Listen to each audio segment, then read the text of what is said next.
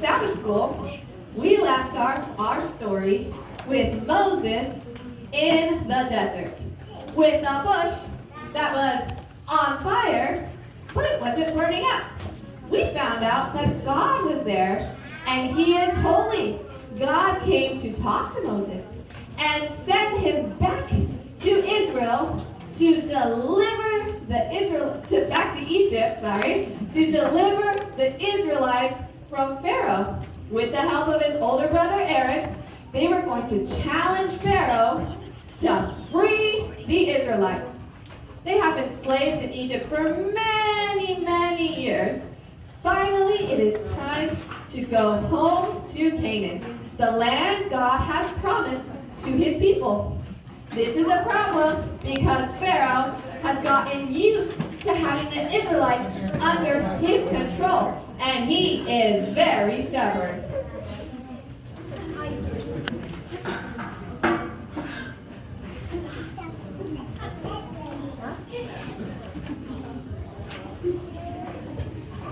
Moses, are you ready? I should be asking you that, Aaron. Are you ready? God told me that you are the one who's going to do all the talking. I will do the talking with Pharaoh, but you are the one who God talks to. I am just a mouthpiece. You will just tell me what to say.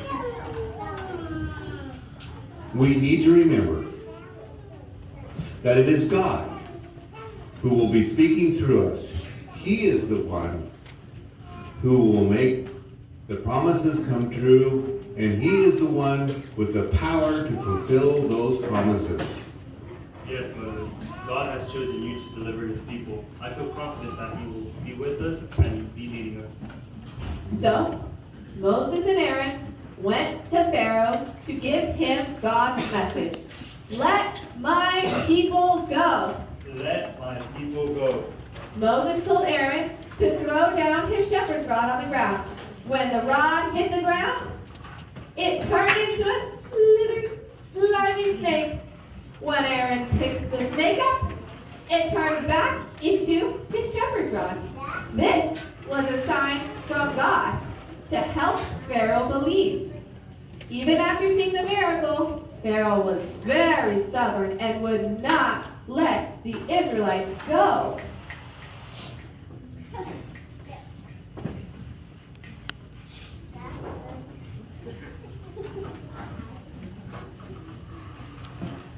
Who's this man Moses and his brother Aaron? Who are they to tell me what to do? And who is this God they're talking about? The snake thing was just a trick. I have the magicians who can do the same magic tricks. I don't know, Pharaoh. That seemed real to me. Your magicians did do the same thing, but what Moses did was real. I've never seen anything like it. Phew. I'm not afraid. I'm Pharaoh. They should be afraid of me. Pharaoh and his advisors chose to ignore the message from God and not let the people go. So God sent Moses and Aaron back to Pharaoh again with the same message. Let my people go. Let my people go. This time, to show his power, God had Moses turn all the water in Egypt into blood. The water in the river, the lakes, the pools, everywhere where there was water, it became real blood, not fake. When it dried, it smelled, and it left stains. Pharaoh, I've never seen anything like it. It was everywhere, and it polluted everything. It was so gross. This Moses and Aaron, they are so persistent. I don't think I've seen the last of them. I hope their God doesn't have any more power. How did they do that? Turn the water into blood? It wasn't just red color. It was actual blood. Disgusting. Pharaoh, what are we gonna do? You must respond in some way. You are the advisor. You tell me. What should I do? I think maybe Moses and Aaron and all the Israelite people have too much time on their hands. If they're thinking of leaving, I have an idea that we can do something to keep them busy. Again, Pharaoh and his counselors decided to not let the people go. Instead, Pharaoh made them work even harder. Soon the Israelites were working 7 days a week. They didn't have time for anything but work. Remember, God was in control. He wanted to show Pharaoh who had the real power. Moses had been chosen by God for this purpose. God sent Moses back to Pharaoh with the same message every time. Let my people go. Let my people go. And every time Pharaoh refused. Pharaoh's heart grew harder and harder, more stubborn and more stubborn. God sent plague after plague to show his power. There was locusts and hail and frogs and lice and flies everywhere. But Moses was faithful to give God's message to Pharaoh, but nothing changed.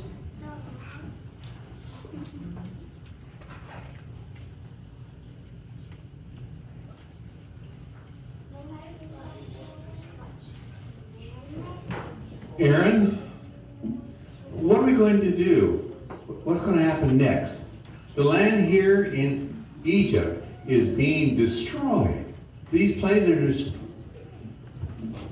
disastrous for the Egyptians.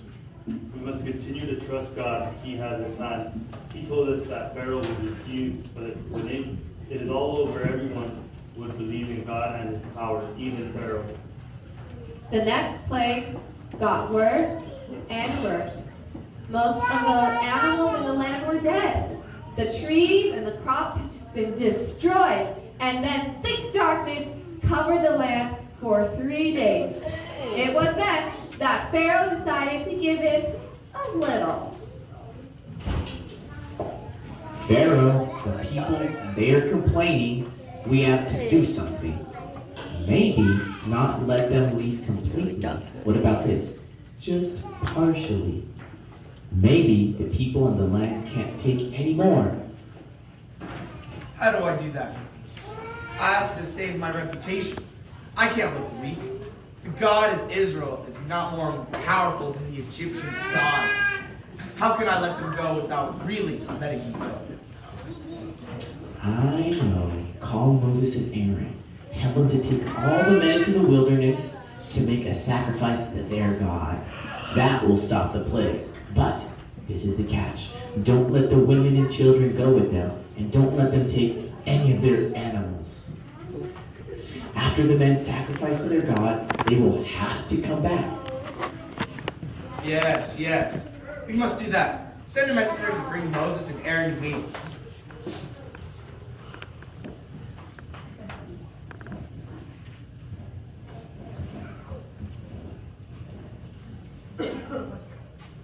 You sent for us, Pharaoh? Are you ready to let us go and worship as our God commands? I can see this is important for you. We need to work together on this. I have decided to let you go to the desert. My counselor here will explain everything. Good. We will pack everything and leave immediately with your permission. Of course. Take what you need to sacrifice to your God. The men are free to go with you on this journey. Make a sacrifice for Pharaoh and his people, that your God may stop these plagues. The men are free to go? God has commanded everyone to go. The men, our wives, our children, with our possessions, animals, everything. Impossible! You asked too much. I agreed to your demands. You still want more?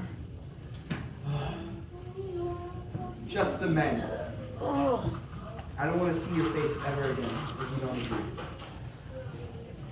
You have spoken right. You will never again see my face. This was Pharaoh's last chance. His mind was made up, and he would not recognize the power of God or listen to Moses, God's chosen messenger. The final plague was announced to Moses, and God was going to strike down all the firstborn sons in the land of Egypt. This would force Pharaoh to let the people go.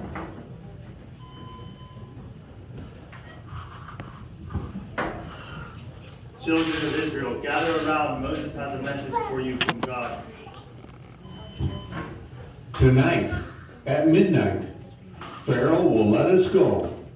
God has commanded an angel from on heaven to come down and strike down all the firstborn sons in the land of Egypt.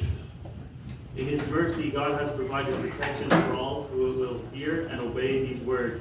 Every family is commanded to sacrifice a lamb and take the blood of the lamb and put it around your doors. Everyone who stays inside within the house, with blood around the doors will be saved. The angel will pass over the house and not strike down the firstborn son. That night, the Israelites painted their doors with blood and stayed inside all night. They could hear families crying for the firstborns who had died. God had given a way for everyone to stay safe, but many people hadn't listened. Finally, Pharaoh was willing to listen to the God's command. Just go. Get out of here. I never want to deal with you again. The Israelites were finally on their way out of Egypt like God had promised. God led them out of Egypt on a pillar that looked like a cloud. At night, the pillar turned into fire so that they could see where they were going. The Israelites were so excited and thankful to be gone, but Pharaoh was not happy at all. What am I going to do now? I've lost all the workers. Who's going to do all the things the Israelites used to do? Maybe we don't need new people to do the Israelites' jobs. We still have the Israelites. I don't know if you've been paying attention, but the Israelites, they look to seem, gone. They can't have gone far. They went towards the Red Sea. And unless they are suddenly able to walk on water, they'll be stuck there. If we leave now, we can trap them before they have time to find a way around. And so the Israelites traveled towards the Red Sea. They walked, and when they got to the edge, they looked out on the water, and they couldn't walk on the water. They were trapped.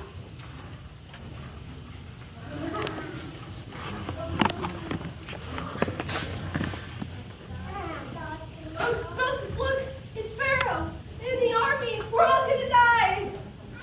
Panic swept through the people of Israel, but God had a plan already.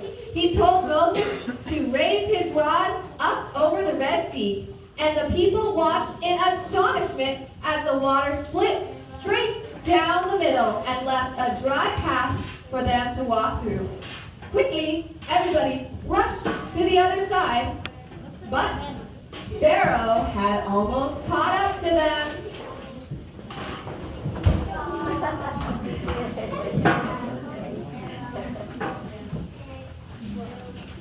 When Pharaoh and his army got to the water, it closed down on top of them, and they were covered in water. God did not allow any of his people to get hurt.